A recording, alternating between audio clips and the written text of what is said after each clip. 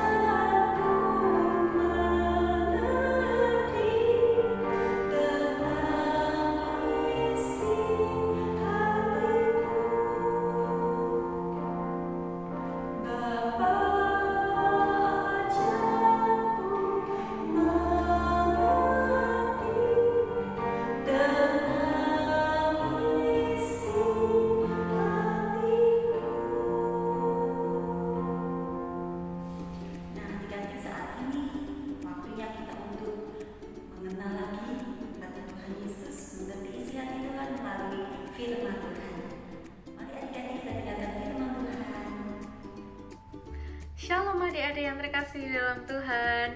Saat ini kita akan mendengarkan firman Tuhan. Tapi sebelumnya kita akan berdoa terlebih dahulu. Kita mau lipat tangan, tutup mata, dan kita mau berdoa.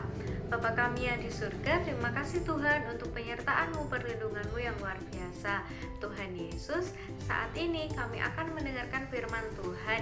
Kiranya Tuhan memberkati, kiranya Tuhan tolong agar kami dapat duduk diam untuk mendengarkan setiap firman Tuhan. Kiranya juga Tuhan memberkati Kak Nadia yang akan menyampaikan firman-Mu, sehingga apa yang keluar dari mulut Kak Nadia berasal dari Tuhan saja. Terima kasih Tuhan Yesus, terima kasih Roh Kudus, dalam nama Yesus kami berdoa. Haleluya, amin. Amin. Kita akan mendengarkan firman Tuhan yang berjudul Kemenangan dari Tuhan. Kita akan simak bersama-sama ya. Let's go. Hari ini Kak Nadia akan bercerita tentang Gideon. Siapa ya itu Gideon ya? Kita akan cari tahu bersama-sama.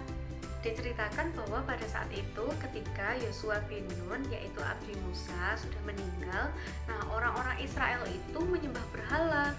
Tuhan tidak senang akan hal ini, maka Tuhan membiarkan orang-orang Israel dikuasai oleh orang Midian. Orang Midian ini sangat jahat teman-teman.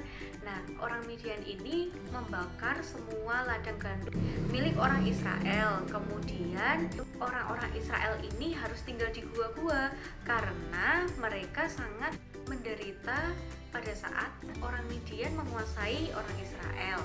Nah, Gideon ini adalah salah satu orang Israel. Dia adalah anak terakhir dari ayahnya.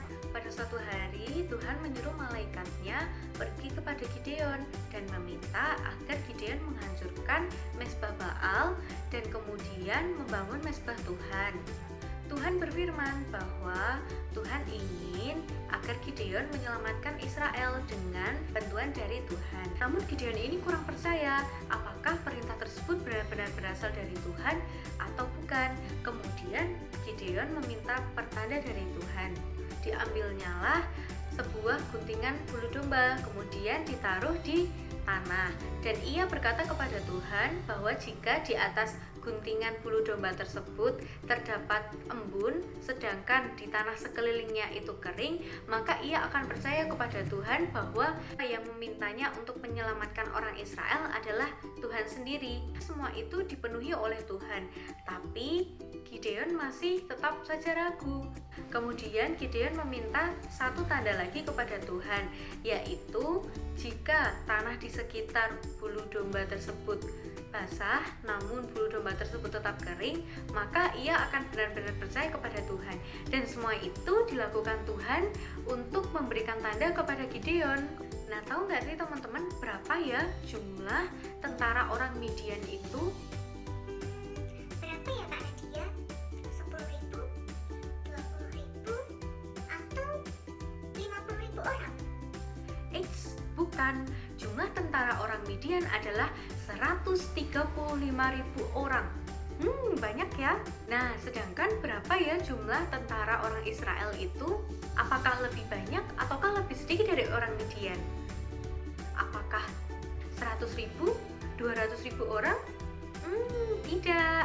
Jawabannya, pada awalnya tentara Israel berjumlah 32.000 orang. Tapi karena Tuhan tidak ingin orang-orang Israel berkata bahwa mereka menang atas kerja kerasnya sendiri, maka Tuhan memerintahkan Gideon untuk menyuruh pulang tentara-tentara yang takut. Tersisalah 10.000 orang. Nah, 10.000 orang ini masih dianggap Tuhan sangat banyak, teman-teman. Kemudian Tuhan memerintahkan kembali kepada Gideon untuk membawa tentaranya pergi minum di sungai. Dan yang minum menggunakan tangannya berjumlah 300 orang, dan 300 orang inilah yang menjadi tentara Israel yang maju berperang melawan tentara orang Midian loh teman-teman. 135.000 orang melawan 300 orang. Kira-kira siapa yang menang ya? Tidak dipungkiri bahwa pada saat itu Gideon memang masih takut saat akan berperang. Kemudian Tuhan membiarkan Gideon ini mendengarkan mimpi salah satu tentara orang Midian. Apa ya mimpinya? Salah seorang tentara orang Midian bercerita bahwa ia bermimpi. Isi dari mimpinya tersebut adalah ia melihat sebuah roti jelai terguling masuk ke perkemahan orang Midian dan menghancurkan perkemahan tersebut. Dan orang Midian pun merasa bahwa yang dimaksud dengan roti jelai itu tadi adalah pedang dari Gideon. Dan takutlah mereka akan hal itu. Setelah mendengar mimpi dari salah satu tentara orang Midian tersebut, Gideon pun menjadi berani untuk menghadapi mereka. Karena Gideon tahu bahwa Tuhan menyertai orang Israel untuk melawan orang Midian. Gideon ini mulai menyusun taktik untuk menyerang mereka, yaitu Gideon akan menyerang orang Midian pada saat malam hari. Gideon juga memberikan masing-masing tentara Israel, yaitu obor, buyung kosong, dan juga sangkakala. Mereka bersamaan untuk meniup sangkakala dan memecahkan buyung tersebut. Suasana pun menjadi sangat gaduh dan Tuhan membuat orang Midian menyerang satu sama lain. Dan akhirnya orang Midian itu kalah dan orang Israel pun menang dengan 300 orang tersebut. Dari kisah Gideon kita tahu bahwa Tuhan senantiasa menyertai kita. Kita tidak perlu takut, kita tidak perlu bimbang. Yang perlu kita lakukan hanyalah percaya percaya penuh kepada Tuhan. Kenapa ya kita tidak perlu takut dan kita tidak perlu bimbang? Karena di dalam Yesaya pasal 41 ayat yang ke-10, kita akan baca bersama-sama ya. Janganlah takut, sebab aku menyertai engkau. Janganlah bimbang, sebab aku ini Allahmu. Aku akan meneguhkan, bahkan akan menolong engkau. Aku akan memegang engkau dengan tangan kananku yang membawa kemenangan. Dari ayat ini kita tahu bahwa kita tidak perlu takut dan kita tidak perlu bimbang, karena Tuhan yang akan memberikan kemenangan kepada kita. Kemenangan apa sih yang dimaksud Tuhan di dalam ayat ini? Kemenangan yang dimaksud tidak hanya diartikan menang dalam suatu peperangan ya adik-adik, tapi misal adik-adik semuanya sedang ujian di sekolahan, kita tidak perlu takut mendapatkan nilai yang jelek asalkan kita sudah belajar dan kita jujur dalam mengerjakan ujian tersebut. Jadi kenapa kita tidak perlu takut dan kita tidak perlu bimbang? Karena Tuhan sendirilah yang akan memberikan kemenangan kepada kita, anak-anaknya. Kita akan menutup sekolah minggu pada saat ini dengan berdoa. Kita mau lipat tangan, tutup mata, dan kita mau berdoa. Bapa kami yang di surga, terima kasih Tuhan untuk penyertaan-Mu, perlindungan-Mu Bapa. Tuhan Yesus, kami telah mendengarkan firman Tuhan. Tuhan Yesus, kami ingin Tuhan menjadi seperti Gideon yang kami tidak takut.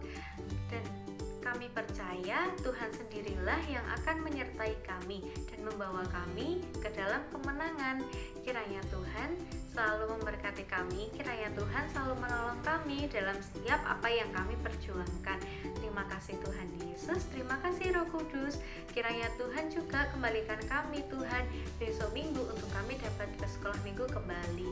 Terima kasih Tuhan Yesus. Dalam nama Yesus kami berdoa. Haleluya. Amin. Amin. Selamat hari Minggu. Tuhan Yesus memberkati.